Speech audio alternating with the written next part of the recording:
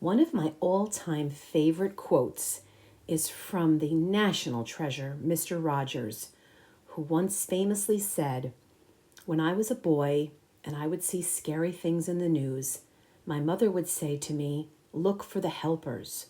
You will always find people who are helping.'" As you know, I'm always on the lookout for inspiring stories, and this week I found one. I came face to face with a helper, and it happened at my high school reunion.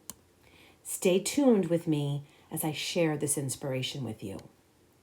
This is the Wishing You Well podcast, and I am your host, Maria Patrick.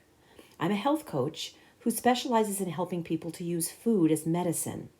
Along the way of my practice, I realized that lifestyle choices are as important as the foods we choose to eat. So every week, my podcast offers a prescription for wellness, something that you can choose to incorporate into your life to help you feel better, to get stronger, and to live a happier, healthier, and longer life. Last week, I gathered together with 55 wonderful people whom I grew up with to celebrate the 40th anniversary of our high school graduation. Together, we walked down memory lane. We caught up on the happenings in our lives since we were all last together, which was 10 years ago. And it was a great boost because all night long we kept telling each other how great we all looked. We had a lovely surprise guest at our reunion. The younger sister of one of our classmates ended up coming in place of our classmate, her sister, who couldn't make it. It was a surprise to see Colleen, whose own class, she's 2 years behind us, hasn't had many reunions, and she quickly reprised her role as an honorary member of our graduating class. Colleen is an extremely special woman because she is all sunshine and light, always has the biggest smile on her face. She's always full of funny stories, reminiscing about happy high school memories. She's got tons of positive energy, and she worked the banquet room all night long using her cell phone and her photo-taking skills to gather us all together in various poses and groups to take photos, which she then went and sent around to everyone, texted to us all. And these photos I know we will treasure forever. I was the lucky recipient to be not only part of the photos she was taking, but I was also quite fortunate because I had the opportunity to sit down and have a proper catch-up with Colleen. I didn't get a chance to sit down and speak with everyone. That's always the thoughts you're left with after a reunion. You're so grateful for the people with whom you did get to spend time with and wish there was more time for those that you didn't have a chance to speak with. But boy, was I glad that I had the chance to catch up with Colleen because she has a personal story, a message, and it's full of inspiration, one that we all can benefit from. Colleen happens to be a 2-time cancer survivor. Survivor is not really the proper word for her. She is a thriver. You've already heard me tell you about her effervescent personality, and she's got this contagious zest for life. But here's where her story gets truly inspired. Colleen was given every reason to want to throw herself a pity party. We could all agree that she had reason to do so. Battling cancer is so hard, and she did it twice, and she did so while raising children, which makes it even more challenging. What Colleen had gone through was scary. And like Mr. Rogers, she had looked for the helpers. And there were people whom she relied upon during her healing journey who supported her and uplifted her and cheered her on throughout. Colleen turned her mess into a message, and she remarkably became one of the helpers. You see, Colleen loves soup. She makes a great soup. Her family and friends have always complimented her on the delicious and nourishing soup she has made for them. Soup is one of the things that comforted Colleen as she was healing. So on one particular day, Colleen was moved to make soup, not just one pot or two, lots of soup, gallons and gallons of soup. She posted a message on Facebook and it said, I made soup. Is there anyone out there who could use some to feel better today? Before she knew it, she had a lot of takers, and she packed up the soup she had made and went door to door, delivering her get well soon elixir. Has anyone ever brought hot homemade soup to your door? There is nothing like it. It's called comfort food for a reason.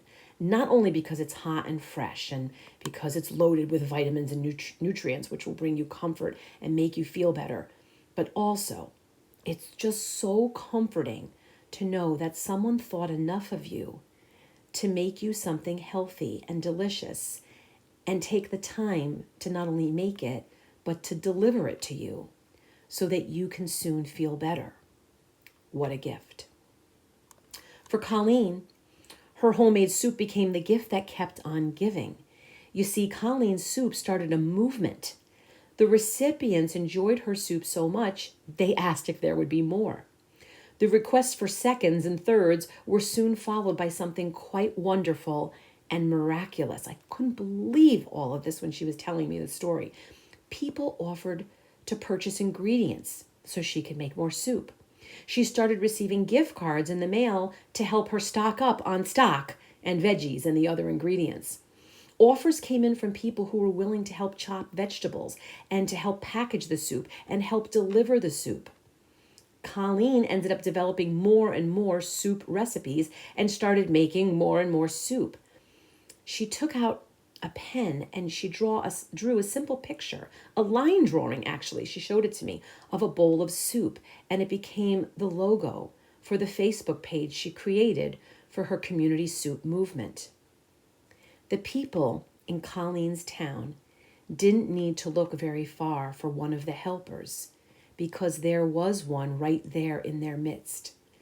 Someone who, after overcoming cancer twice and being on the receiving end of loving kindness, chose to pay it forward in a very big way, a huge way.